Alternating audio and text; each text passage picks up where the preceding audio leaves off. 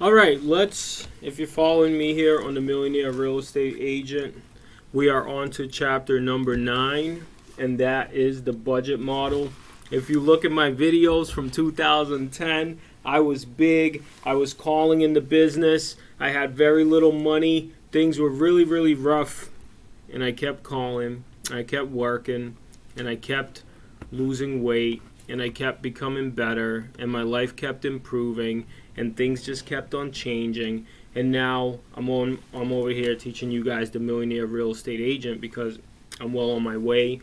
In January 2021, my business generated over $70,000 in commissions, and I don't know if that's a lot or if that's a little. However, it's pretty good, and I think that I'm just showing you the things that I've done to get to this point, and obviously I'm still growing, and I'm growing on a bigger scale. So what this book does is it shows you how you can grow as a business person, and what I'm going to help you cover as well is what the things that you should do. The things I was doing as a new agent the first 5 to 7 years of my career, I couldn't apply this book.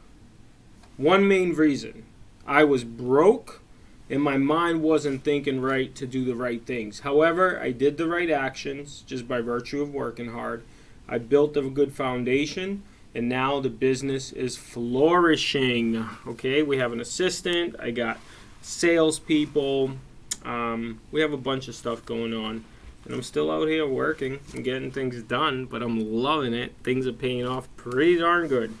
All right, so chapter number 9, the budget model. We're going through the Millionaire Real Estate Agent book. Okay, they call this the Real Estate Bible, baby. All right, so for a bigger business, 30% of your business should be cost of sales, 30% should be expenses, and you should take 40% net income to the bottom line, okay? I know that's crazy to you, but what I realized and what seems to be true in most of these cases, like we're still pretty lean and mean because I'm out there selling. What I'm realizing, though, is that the bigger the business, you could take less to the bottom line, because the business is just so much bigger, so you're not doing every single aspect of the business. If you're an individual agent, numbers are a little different, right? 30% expenses, and you should be taking 70% to the bottom line. Let's go ahead and read this, okay? When people sit down to discuss refinancing a mortgage or maybe costing out the potential return on renovating their kitchen, despite all the math and calculations, don't they tend to get energized? Of course they do. They get energized because they understand the implicit in these calculations is the opportunity to save thousands on their mortgage or markedly increase the value of their home through renovations. It could be the same with your budget, okay? Budget.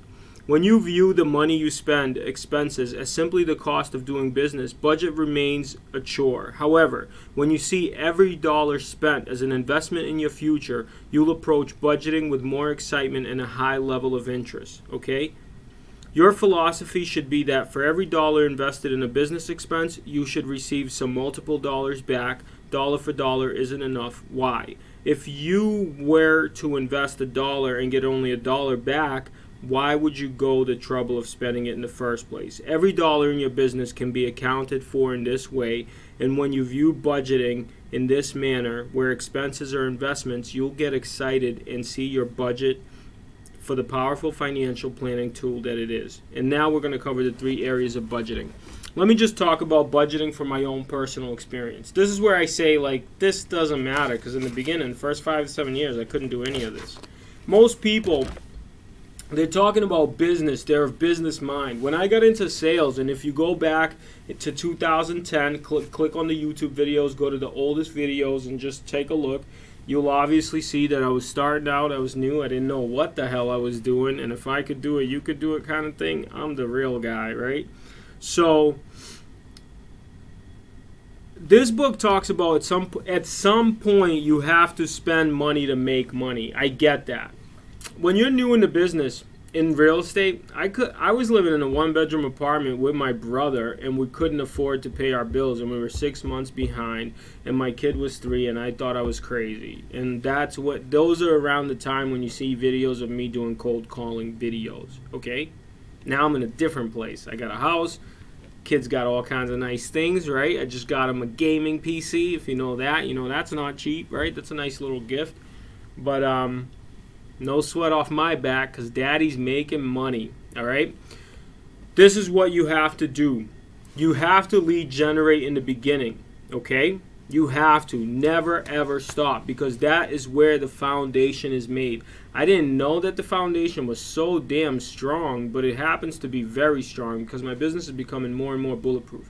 I didn't come from a successful family, and if you didn't, just listen to my advice for a couple seconds. After we caught up on all our bills, right?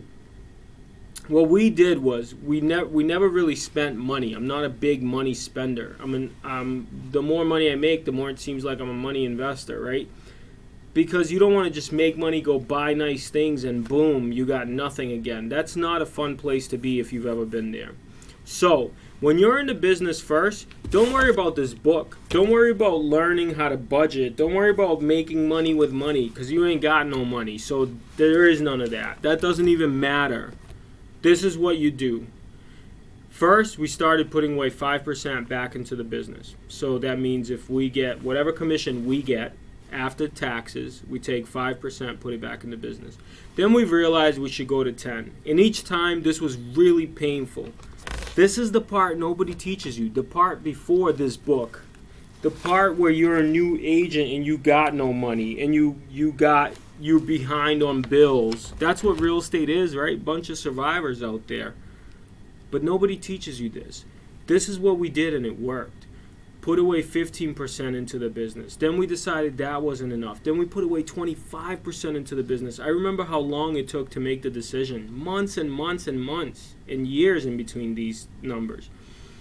Then we just convinced ourselves to put 35%.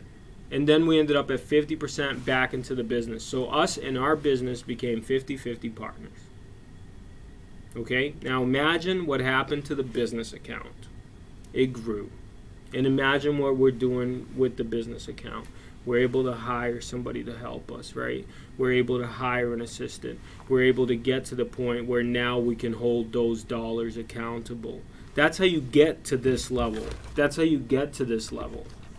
Build it slow. And if you look at the videos, I mean, let's be honest. I'm just grazing the surface.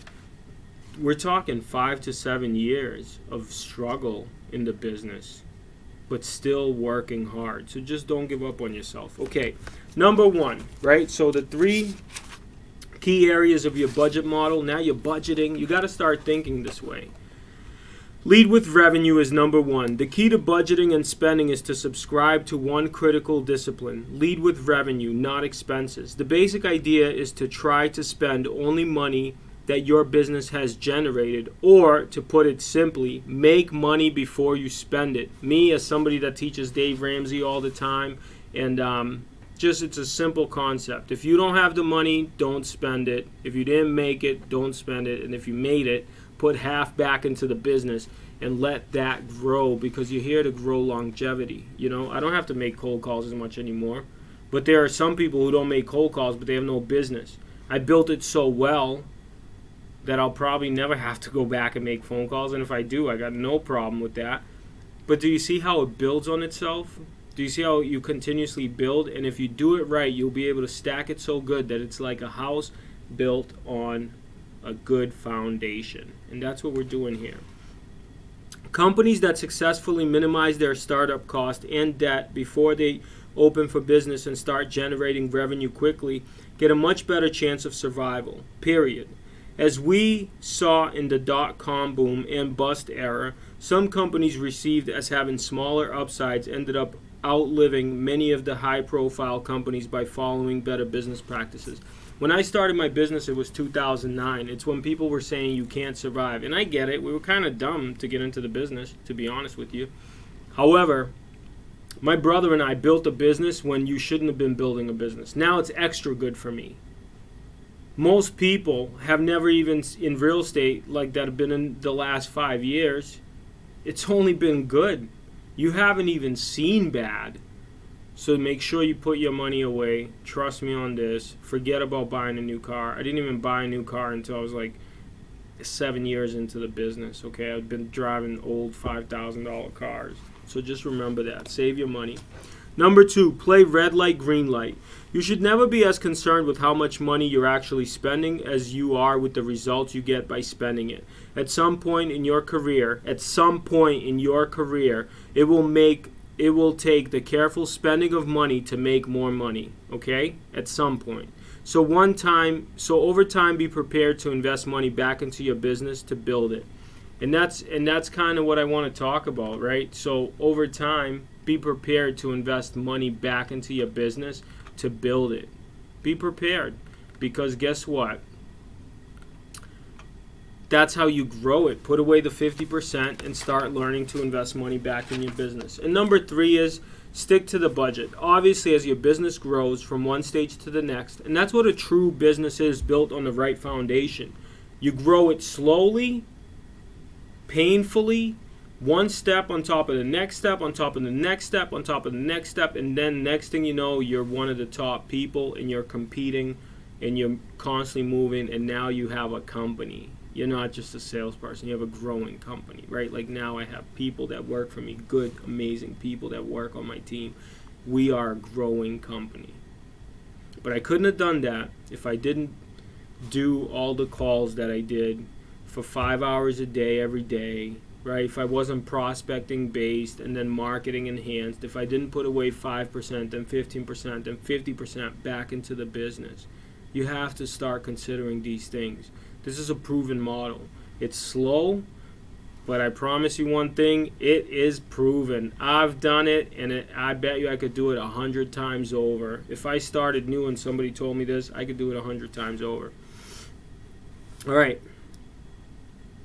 Yeah, so what we discovered is that no matter where you are on the continuum, the percentage remains remarkably stable. Okay? And over here, if you get this book, The Millionaire Real Estate Agent, which I suggest you get, you could see what the expenses are at $6 million, what the expenses are at $40 million, and what the expenses are, everything in between that number. And my biggest thing to everybody is just, you can do everything that you want to do in this business. You can grow it. But for the people that think you're just going to get in and get out, there are people like me that I've been doing it for 10 years, and this business means the world to me, and these clients mean the world to me, and there is no way that somebody coming in and just thinking they're going to make commissions and get out of the business is going to compete with somebody like me who truly learned to love the business over time, and it's paying off greatly, and I'm helping a lot of people in so many ways. And I think that where people completely misunderstand the difference between this book. See, there's a level before you get to the Millionaire Real Estate Agent book. There are all types of mindset shifts and adjustments and things that you need to make that just take time to cultivate. And during that time, work. I'm actually watching a video of myself on this other computer of me doing a live FSBO call. It's from 2012. We're right now in 2021. That's literally 9 years ago. I was bigger. You could tell by my face. Go look at that video. Maybe I'll add it to the description.